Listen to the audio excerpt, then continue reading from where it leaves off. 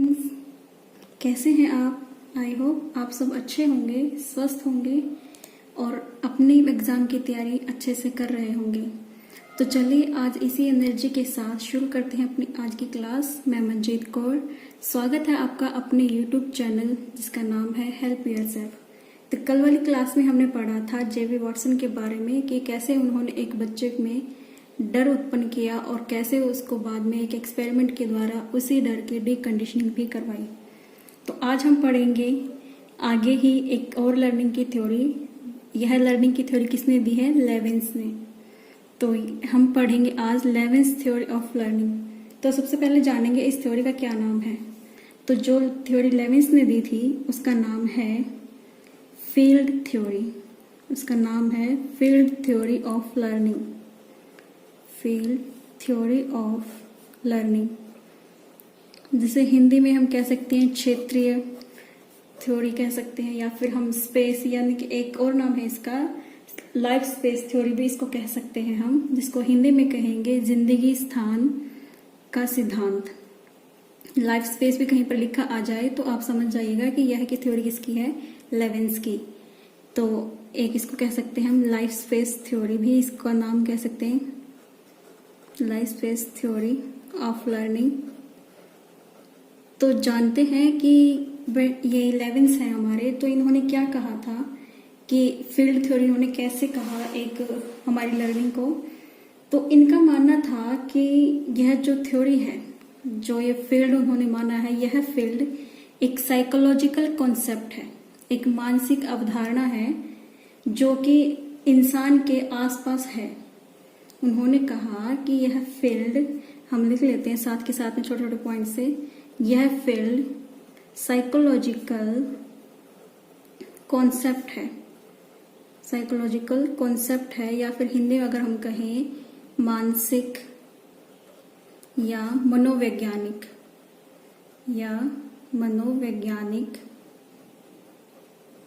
अवधारणा है। मनोवैज्ञानिक अवधारणा है जो इंसान के आसपास रहती है, जो भी इंसान के आसपास होता है, जिसमें उसके थॉट्स आएंगी, उसका थिंकिंग प्रोसेस आ जाएगा, उसके गोल आ जाएंगे, उसका लक्ष्य क्या है, उसकी विचारधारा, उसके सपने, जो भी है इंसान का मानसिक तौर पर जो भी उसके दिमाग में है, वह सब आता है फील्ड के अंदर।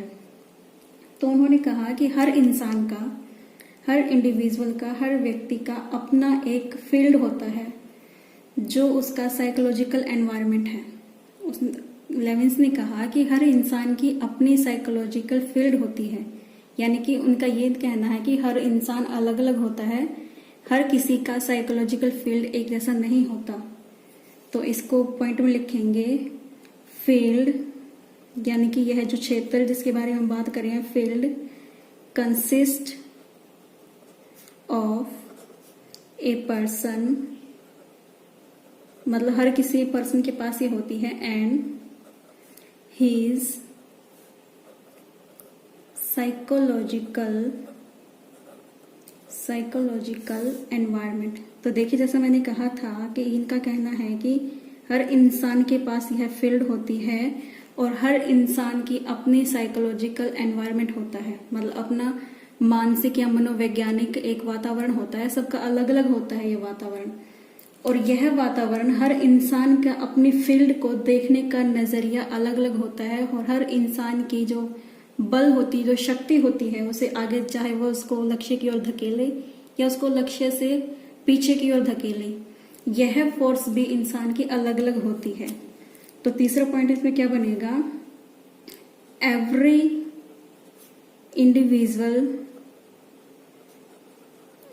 individual has his own field। जैसा मैंने कहा था कि हर इंसान के पास अपना अलग फील्ड होता है, और उस फील्ड को देखने का नजरिया भी उसका खुद का होता है, खुद का नजरिया होता है, और उसमें फील्ड में जो भी फोर्सेस होती हैं वह भी उसकी खुद के अकॉर्डिंग ही होती हैं, अपने लक्ष्य के अकॉर्डिंग होती हैं। आई नो आपको थोड़ी ये डिफिकल्ट लग रही होगी थ्योरी, तो इसको हम आगे बिल्कुल एक्सप्लेन करते जाएंगे, तो आपको लास्ट तक, वीडियो के लास्ट तक आपको ये थ्योरी बिल्कुल क्लियर हो चुकी होगी। तो इन सब पॉइंट को क्लियर करने के लिए लेविन्स ने कहा कि साइकोलॉजिकल जो मानसिक और ये या कह सकते हैं हम मनोवैज्ञानिक जो हमारा एनवायरनमेंट है, यह इंसान के दिमागी वर्ल्ड को, यानी कि उसके दिमाग की दुनिया में होता है, और जिसमें इंसान जीता है यह होता है उसका फील्ड, जिसे उन्होंने साइकोलॉजिकल कॉन्सेप्ट कहा है, मनोवैज्ञानिक अवधारणा कहा है। तो उनका कहना था कि कोई भी इंसान कैसे कुछ भी सीखता है, कैसे अपने बिहेवियर में चेंजेस आता है, मतलब उसका बिहेवियर क्या है। तो उन्होंने एक फॉर्मूला दिया छोटा सा।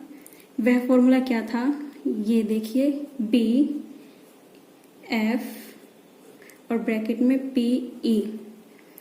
तो यहाँ पर B क्या है, F क्या है, P क्या है और E क्या है, चलिए हम इनको जानते हैं। B से उन्होंने कहा कि B को उन्होंने बिहेवियर कहा, B को बिहेवियर कहा, और F से उन्होंने फंक्शन, F से फंक्शन, P से खुद पर्सन, और E से एनवायरनमेंट, E से एनवायरनमेंट। तो उन्होंने कहा कि बिहेवियर एक फंक्शन है पर्सन और एनवायरनमेंट का इंटरेक्शन। यह फॉर्मूला क्या कहता है कि इंसान के बिहेवियर में चेंजेस आता है किसकी वजह से, कैसे को फंक्शन की वजह से, जब इंसान में और एनवायरनमेंट में इंटरेक्शन होगा तब वह कार्य बिहेवियर में चेंज आएगा, तभी लर्निंग होगी। तो यह कहा था लेविन्स ने कि बिहेवियर में चेंज आएगा किसके, पर्सन और एनवायरनमेंट के इंटरेक्शन वाले फंक्शन से। तो यह फॉर्मूला लगभग 1-2 बार आ चुका है एग्जाम में, तो यह फॉर्मूला याद रखिएगा। जब भी एग्जाम में दिखे यह फॉर्मूला क्या है, किसने दिया था, तो यह होगा लेविन्स का, कि लेविन्स ने यह दिया था अपनी थ्योरी में, जिसका नाम था फील्ड थ्योरी ऑफ लर्निंग। और यह भी पूछ सकते हैं इसमें पर्टिकुलर में, जैसे B, F, E, P और E, ये भी पूछ सकते हैं कि F किसको इंट्रोड्यूस करता है और P किसका सिंबल है, या फिर E का मतलब क्या है। तो यह भी याद रखेंगे कि P का बिहेवियर माना गया है, F फंक्शन है यहाँ पर, और P है पर्सन और E है एनवायरनमेंट। तो यह भी हम याद रखेंगे कि कौन सी चीज क्या है। तो उन्होंने अपनी थ्योरी को एक्सप्लेन करते हुए कहा कि इंसान के पास खुद का एक अपना फील्ड होता है, जो कि मानसिक अवधारणा होती है, उसी में वह इंसान जीता है, उसी में उसके लक्ष्य होते हैं, और यह एक बाउंड्री होती है इंसान की खुद की, जिसके अंदर रहकर वह अपनी हर जिंदगी, पूरी लाइफ को जीता है, हर मोमेंट को जीता है। तो उस वह कैसी लाइफ होती है, चलिए हम इसको देखते हैं आगे। हम आगे देखते हैं कि कैसी, कौन सी उन्होंने अवधारणा दी है, कौन सी चीज दी है जिससे उन्होंने अपनी थ्योरी को और एक्सप्लेन किया। तो उन्होंने कुछ इंपॉर्टेंट कॉन्सेप्ट दिए हैं अपनी थ्योरी में, तो उन इंपॉर्टेंट कॉन्सेप्ट को हम एक बार देख लेते हैं। इंपॉर्टेंट कॉन्सेप्ट यानी कि अवधारणा उन्होंने कुछ दी हैं, वो देखते हैं हम कौन कौन सी है। पहले उन्होंने दी है लाइफ स्पेस, लाइफ स्पेस के बारे में उन्होंने चर्चा की है। फिर उन्होंने कहा है कि फॉरेन होल भी होता है इंसान का, फॉरेन होल, और उन्होंने फिर कहा है एक टोपोलॉजी होती है, टोपोलॉजी। फोर्थ पे उन्होंने वेक्टर के बारे में जिक्र किया है, एंड फिफ्थ पे उन्होंने वैलेंस के बारे में जिक्र किया है, वैलेंस। एंड 6 उन्होंने कहा कि इंसान में कॉन्फ्लिक्ट भी होते हैं, कॉन्फ्लिक्ट। एंड 7 पे उन्होंने लोकोमोशन की बात की है, लोकोमोशन। और उन्होंने कहा है कि इंसान की लाइफ में बैरियर भी होते हैं। तो इन बैरियर्स के बारे में भी हम बात करेंगे। देखिए थोड़ा इसको हिंदी में भी जान लेते हैं। लाइफ स्पेस को हम कहेंगे जीवन स्थान, फॉरेन होल को हम कहेंगे विदेशी हल, और टोपोलॉजिकल को हम टोपोलॉजी ही कहेंगे। वेक्टर को हम कहेंगे यह एक तरह का फोर्स होता है, यह एक तरह का फोर्स होता है, तो हम इसे बल कह सकते हैं। और वैलेंस को हम हिंदी में वैलेंस ही कहेंगे, इन दोनों को वेक्टर को भी हिंदी में वेक्टर ही कहेंगे। और कॉन्फ्लिक्ट को कहते हैं द्वंद या संघर्ष कह सकते हैं हम। और लोकोमोशन होता है हलचल होना, यानी कि मूवमेंट होना, एक जगह से दूसरी जगह पर जाना।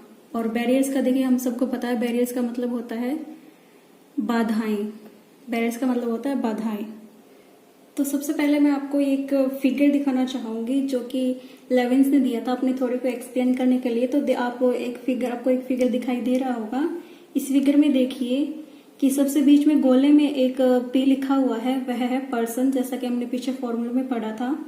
तो यह है पर्सन, और जिस पर्सन में यह है जो बीच वाली लाइन है, ये बीच वाली लाइन को हम कहेंगे बाउंड्री ऑफ लाइफ स्पेस, यानी कि इस बाउंड्री के अंदर ही इंसान की पूरी जिंदगी होती है। तो इसमें देखिए पर्सन है, और पर्सन के बिल्कुल लेफ्ट में एक एरो लगा है जिसके ऊपर लिखा है वेक्टर और नीचे लिखा है ड्राइविंग फोर्स।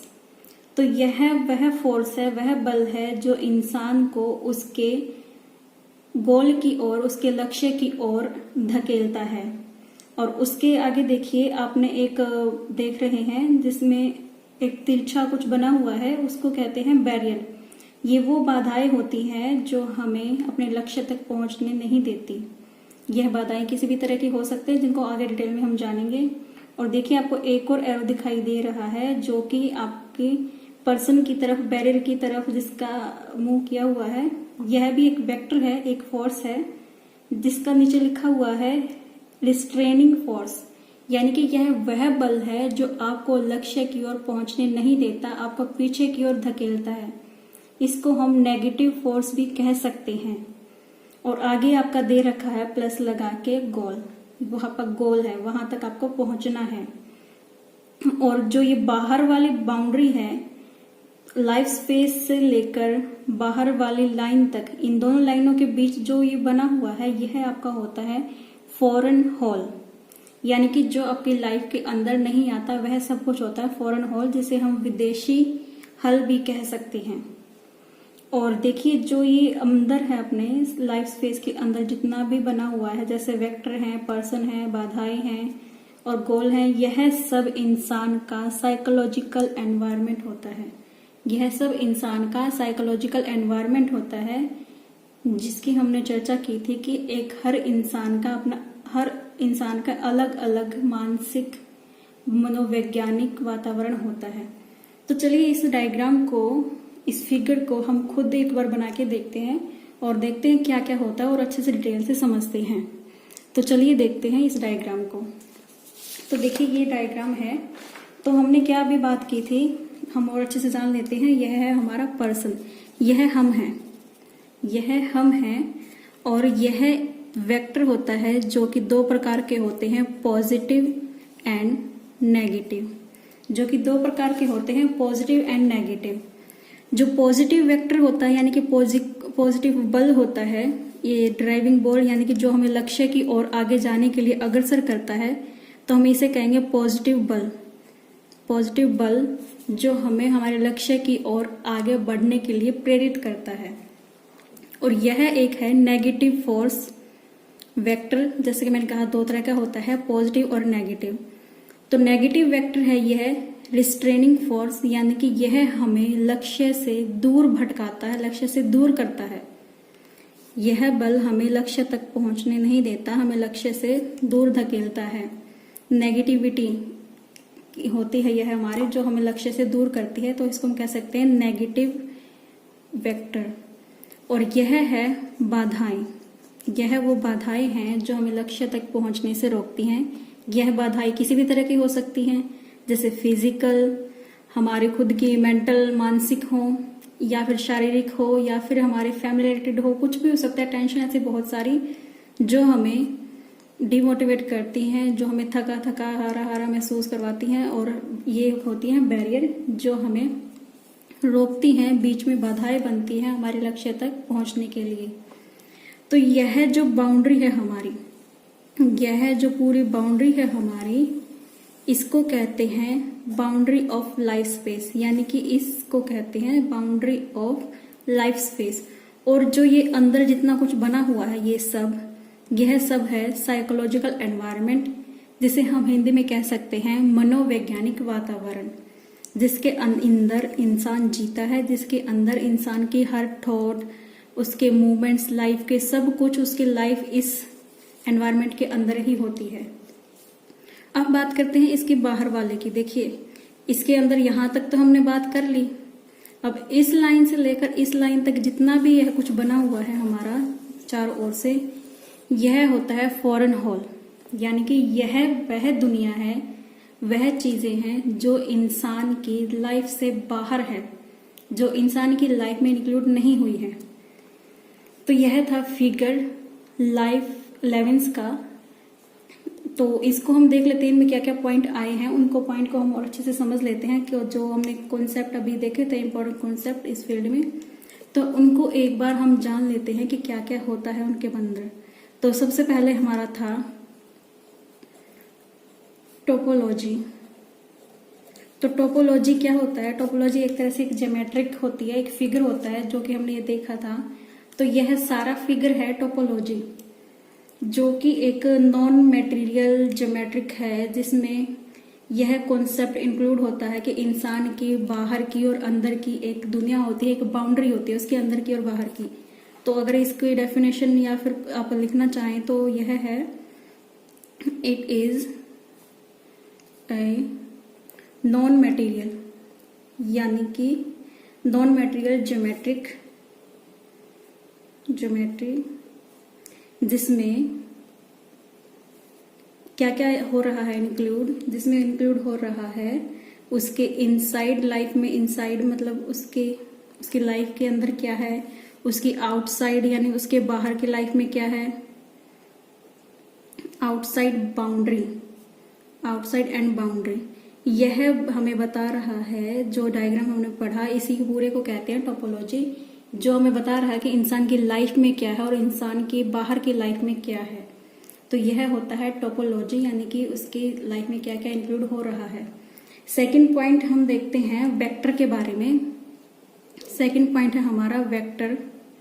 तो जैसा कि डायग्राम में मैंने बताया था कि वेक्टर दो तरह का होता है, positive and negative. Positive and negative यानी कि सकारात्मक और नकारात्मक। यह एक तरह से बल होता है, इसको हम कह सकते हैं बल होता है, या इंग्लिश में कहें तो फोर्स होता है। एक फोर्स तो होता है जो हमें हमारे लक्ष्य की ओर लेके जाता है, हमें मोटिवेट करता है, आगे बढ़ने के लिए भी प्रेरित करता है, वह होता है पॉजिटिव वेक्टर। जैसा कि मैंने डायग्राम में दिखाया था कि यह वेक्टर जो हमें लक्ष्य की ओर धकेलता है वह होता है पॉजिटिव वेक्टर, और नेगेटिव वेक्टर जो कि हमने ऐसे एरो करके दिखाया हुआ था, जो हमारे लक्ष्य से हमें दूर लेके जा रहा था, उसे कहेंगे नेगेटिव यानी कि नकारात्मक वेक्टर, जो हमें हमारे लक्ष्य से दूर लेके जाता है, वह होता है नेगेटिव वेक्टर। तो वेक्टर के बाद हमने फिर देखा था कि उसके बाद हमने एक तीसरा पॉइंट हम लेके आते हैं। तीसरे पॉइंट में हमने देखा लाइफ स्पेस के बारे में हम बात करते हैं कि उस डायग्राम में लाइफ स्पेस क्या था। लाइफ स्पेस को हिंदी में कह सकते हैं जीवन स्थान, इसको कह सकते हैं जीवन स्थान। इसका मतलब होता है, देखिए जीवन स्थान यानी कि वह जगह जहां पर व्यक्ति जीता है, वह जगह जहां पर व्यक्ति जीता है। वह यह लाइफ स्पेस कौन सा था, जो भी हमने अंदर की जो बाउंड्री थी हमारी, बाउंड्री ऑफ लाइफ स्पेस, उसके अंदर जितना भी था, पर्सन था, वेक्टर था, फोर्सेस थे दोनों तरह के, पॉजिटिव और नेगेटिव, और बैरियर भी दिखाए थे, गोल भी दिखा रखा था। तो वह सब था इंसान का लाइफ स्पेस, इंसान की पूरी लाइफ, जिसमें इंसान जीता है, अपने लक्ष्य को प्राप्त करता है, और उसकी जितनी भी मेंटल एक्टिविटी हैं, जितनी भी एक्टिविटी होती हैं यानी कि क्रियाएं होती हैं, वह सब जीवन इस लाइफ स्पेस में ही होती हैं। इसके अंदर क्या क्या आ जाता है? इसके अंदर आ जाता है उसके लक्ष्य के बाद देखिए उसकी थॉट्स यानी कि सोच विचार, जो भी है उसकी सोच विचार, यह सब भी इसमें आते हैं। और उसकी जितनी भी फीलिंग्स होती हैं, चाहे अच्छी बुरी जैसे भी होती हैं, उसकी सारी फीलिंग्स भी इसके अंदर आती हैं। यूं कह लीजिए कि इंसान की पूरी लाइफ आ रही है इसके अंदर। तो इसको कहते हैं लाइफ स्पेस। जो हमने देखा था डायग्राम में कुछ इस तरह से बीच वाला जो गोला था हमारा, इसमें बहुत कुछ आ रहा था, पर्सन भी आ रहा था, वेक्टर भी था, बैरियर भी थे, तो यह सब था हमारा लाइफ स्पेस। फोर्थ हम देख लेते हैं वैलेंस के बारे में। फोर्थ हम देख लेते हैं वैलेंस के बारे में। तो वैलेंस क्या होता है? वैलेंस होता है, यह भी एक दो तरह से होता है। यह भी पॉजिटिव और नेगेटिव दोनों तरह से होता है। वैलेंस अगर आ जाए एग्जाम में कि वैलेंस कैसा होता है, तो वैलेंस भी सकारात्मक और नकारात्मक दोनों तरह से होता है। सकारात्मक और नकारात्मक यानी पॉजिटिव एंड नेगेटिव दोनों तरह से ये होता है। तो पॉजिटिव कौन सा होता है? पॉजिटिव वह होता है जो कि आपको अपने लक्ष्य की ओर अट्रैक्ट करे। पॉजिटिव होता है जो अपने लक्ष्य की ओर अट्रैक्ट करे, जो कि आपको सहायता करे अपने लक्ष्य तक पहुंचने के लिए। मतलब जिसकी तरफ आप पॉजिटिव, मतलब जिसकी आप तरफ जाना चाहते हो, उसको कहते हैं सकारात्मक वैलेंस। तो वैलेंस को एक हम नाम और दे सकते हैं अट्रैक्ट। जिससे वह ऑब्जेक्ट जिससे आप अट्रैक्ट फील करो, आकर्षित फील करो, वह होता है हमारा पॉजिटिव वैलेंस। और दूसरा होता है रिपेल, यानी कि जिससे आप दूर जाना चाहते हो, वह होता है रिपेल, वह होता है नेगेटिव वैलेंस। तो यह दो तरह से हो गया। तो इससे आगे हम जानते हैं और क्या होता है। इससे आगे देखिए और क्या होता है, हम देख रहे हैं। इसके साथ साथ हमने और क्या देखा था डायग्राम में, हमने देखा था कुछ कॉन्फ्लिक्ट्स की भी बात की गई थी। तो देख लेते हैं 5th नंबर पे कॉन्फ्लिक्ट क्या होता है। कॉन्फ्लिक्ट में आएंगे तो कॉन्फ्लिक्ट क्या होता है पहले हम ये जान लेते हैं। कॉन्फ्लिक्ट होता है ऐसी सोच, ऐसी दो चीजें, दो अवधारणाएं जो एक दूसरे से बिल्कुल उलट होती हैं, कभी भी एक जैसी नहीं होती।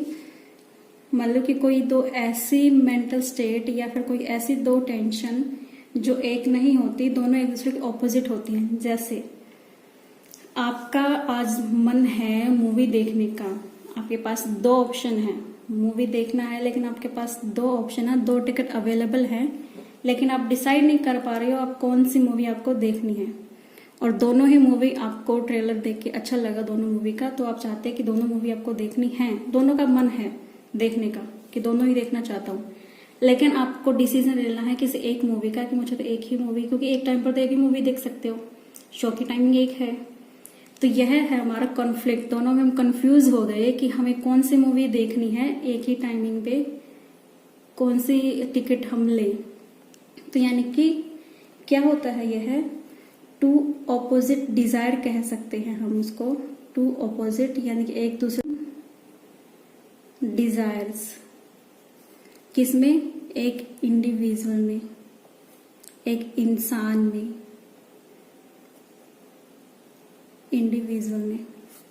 यानी कि दो एक दूसरे से उलट होती हैं ये, जिसमें से इंसान डिसाइड नहीं कर पाता, जिसकी वजह से उसमें कंफ्यूजन, उसमें कॉन्फ्लिक्ट, द्वंद्व देखने को मिलता है। इसको हम संघर्ष भी कह सकते हैं, संघर्ष, या हम द्वंद्व भी कह सकते हैं। तो यह होता है लेवेंस ने बताया कि यह 3 तरह से होता है इंसान में। तो 3 तरह से कौन क्या क्या कैसे कैसे हो सकता है, तो देखते हैं। पहला होता है अप्रोच,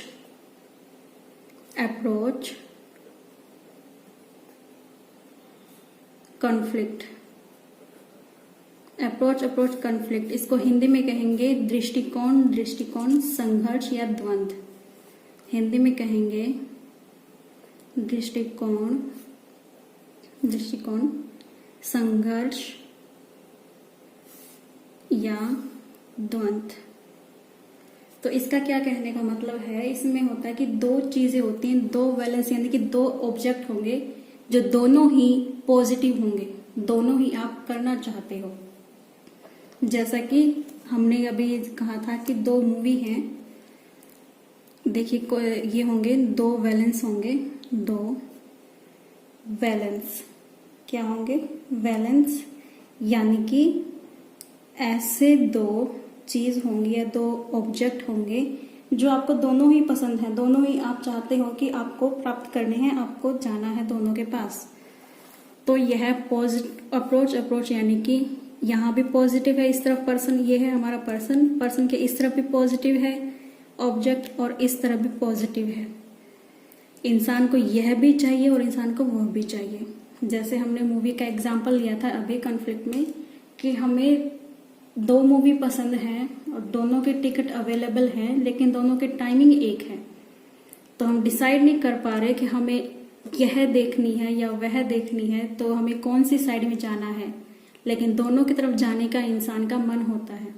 तो यह होता है अप्रोच कॉन्फ्लिक्ट, यानी कि दोनों में समझ ना आना कि इंसान को कौन सी का क्या करना है क्या नहीं करना है। ऐसे दो चीजें जो दोनों पॉजिटिव हैं, लेकिन दोनों की तरफ आप जाना चाहते हो, लेकिन आप डिसाइड नहीं कर पा रहे हो कि आपको कौन सी लेनी है, कौन सी तरफ आपको जाना है। सेकंड इसमें कॉन्फ्लिक्ट है अप्रोच अवॉइडेंस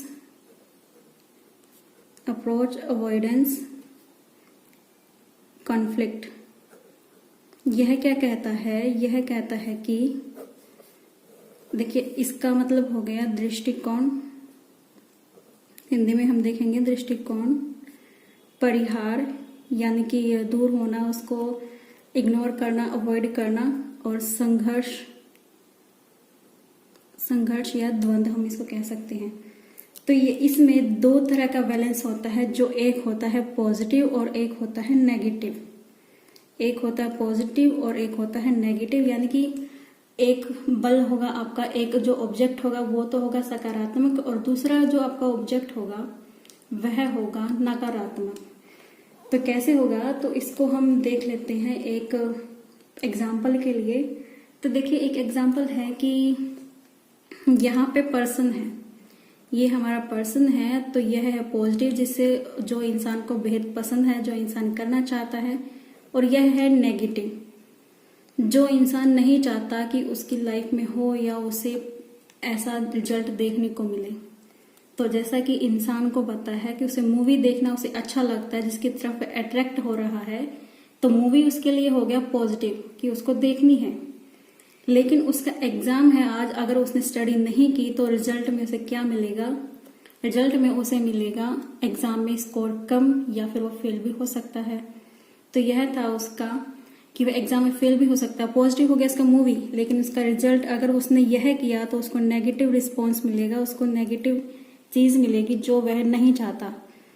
तो वह मूवी भी देखना चाहता है और वह एग्जाम में कम स्कोर भी नहीं करना चाहता, इसको वह अवॉइड करना चाहता है।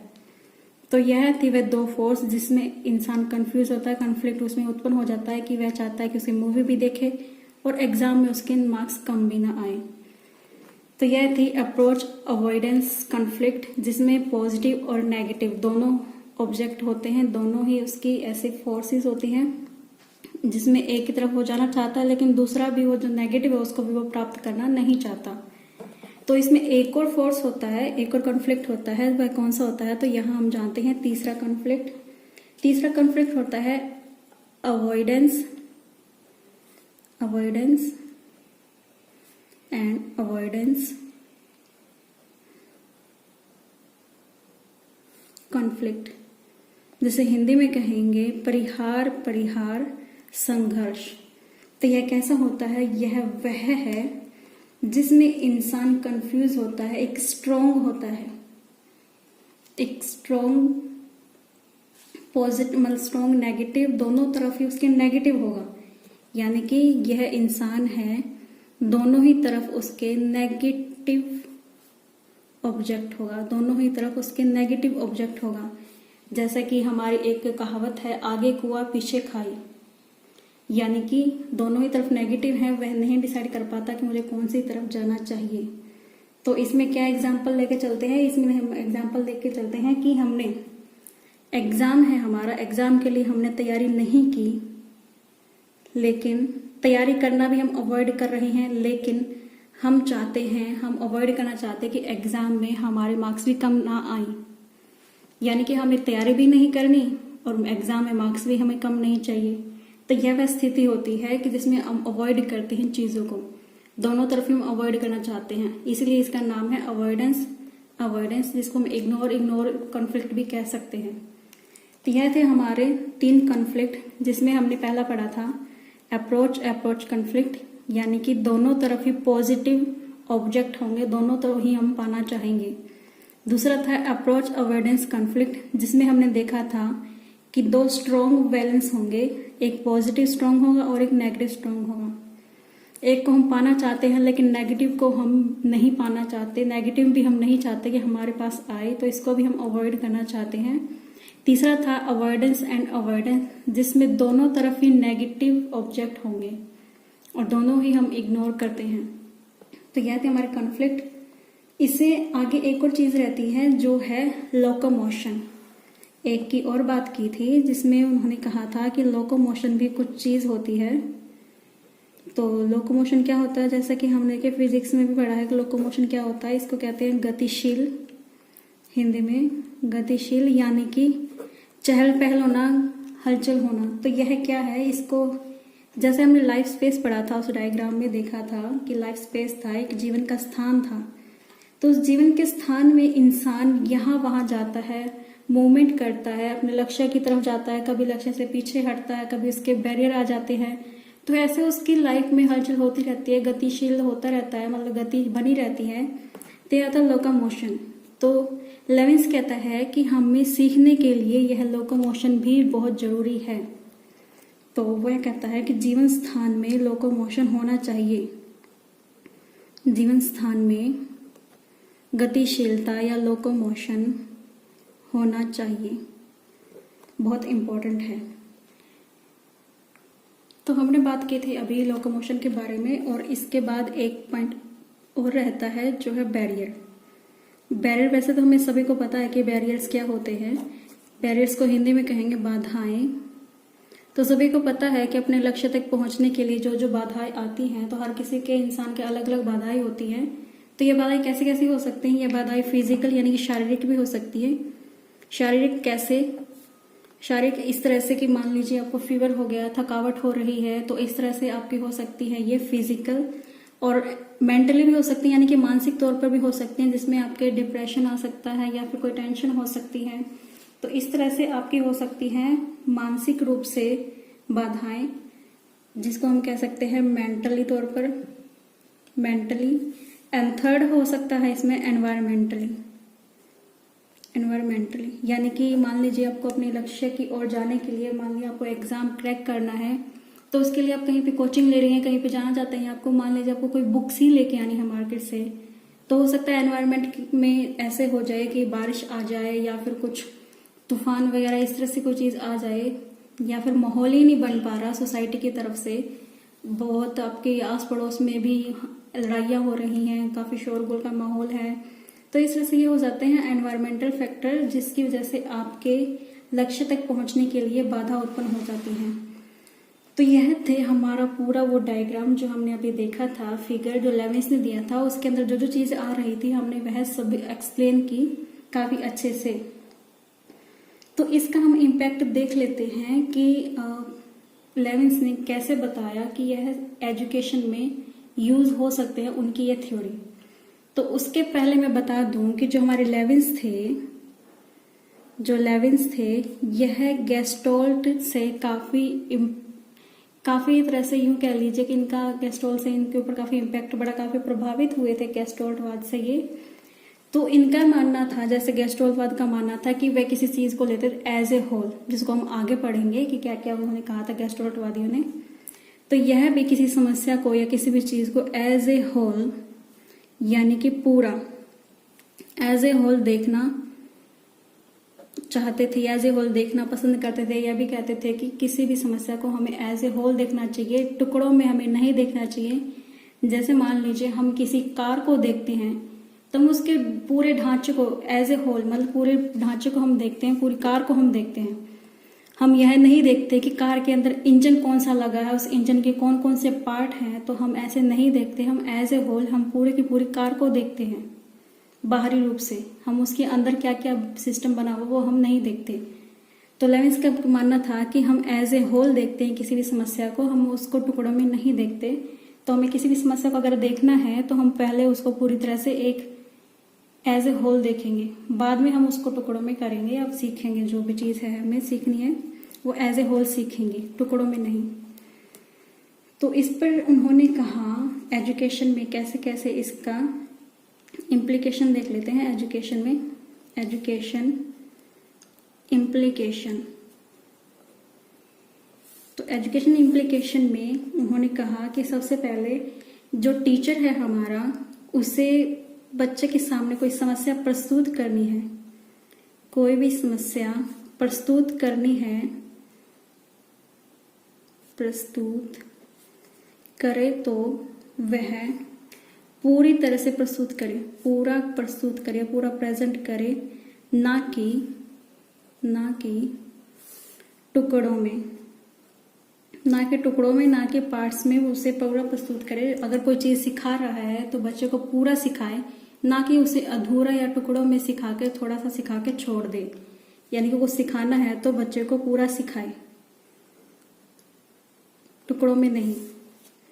फिर उन्होंने कहा कि बच्चे को सीखने के लिए उन्होंने मोटिवेशन भी जरूरी कहा है, कि बच्चे को सीखने के लिए उसमें मोटिवेशन भी उत्पन्न करे। टीचर का ही काम है यह, मोटिवेशन होना जरूरी है बच्चों के लिए, या फिर कोई भी इंसान सीखना चाहता है होना चाहिए, मोटिवेशन होना चाहिए। तो यह मोटिवेशन टीचर को ध्यान में रखना है कि बच्चे के अंदर मोटिवेशन है या नहीं। अगर नहीं है तो बच्चे को थोड़ा सा मोटिवेट करे कुछ भी चीज सीखने के लिए। तो यह था मोटिवेशन। एंड थर्ड पे उन्होंने कहा कि टीचर को अपने लाइफ स्पेस के साथ साथ बच्चे के लाइफ स्पेस को भी समझना चाहिए। बच्चे के लाइफ स्पेस यानी कि जीवन स्थान, जैसा कि डायग्राम में दिखाया था कि जीवन स्थान में वह सारी चीजें आ रही हैं जो भी इंसान के इर्द गिर्द होती हैं। तो उन्होंने कहा टीचर को बच्चे के लाइफ स्पेस की जानकारी होनी चाहिए, ताकि उसे पता हो कि बच्चे के आसपास क्या हो रहा है और बच्चे में की लाइफ स्पेस में क्या क्या इंक्लूड हो रहा है। यह सब बच्चे के टीचर को पता होना चाहिए। वह बच्चे के वातावरण को अच्छे से समझे, वातावरण को समझे और यह देख सके कि कौन कौन से उसके लक्ष्य हैं, बच्चे के लक्ष्य के बारे में जान सके, उसकी समस्याओं के बारे में जान सके। तो यह सब कैसे जान सकेगा? जब एक टीचर को बच्चे के लाइफ स्पेस के बारे में पता होगा, तभी वह जान सकेगा कि बच्चे के लक्ष्य क्या हैं, उसकी समस्याएं क्या हैं, इस तरह से। और उन्होंने कहा साथ में कि सीखने की जो स्थिति है वो पूर्णता होनी चाहिए। सीखने की स्थिति में जो सीखने की सिचुएशन है सीखने की, वह पूर्णता हो, मतलब एज ए होल हो। सिचुएशन के बारे में उन्होंने कहा कि सिचुएशन एज ए होल हो। और उन्होंने कहा होलनेस ऑफ लर्निंग सिचुएशन, यानी कि सीखने की स्थिति की पूर्णता होना आवश्यक है। तो यह थी हमारी थ्योरी जिसका नाम था फील्ड थ्योरी ऑफ लर्निंग, या हम इसको कहते हैं लाइफ स्पेस थ्योरी भी हम कह सकते हैं। और यह किसने दी थी? यह दी थी कोर्ट लेविन ने, जो कि गेस्टोल्टवाद से काफी प्रभावित थे। तो इसीलिए उन्होंने सीखने में एक अपना यह वर्ड भी जोड़ दिया एज ए होल।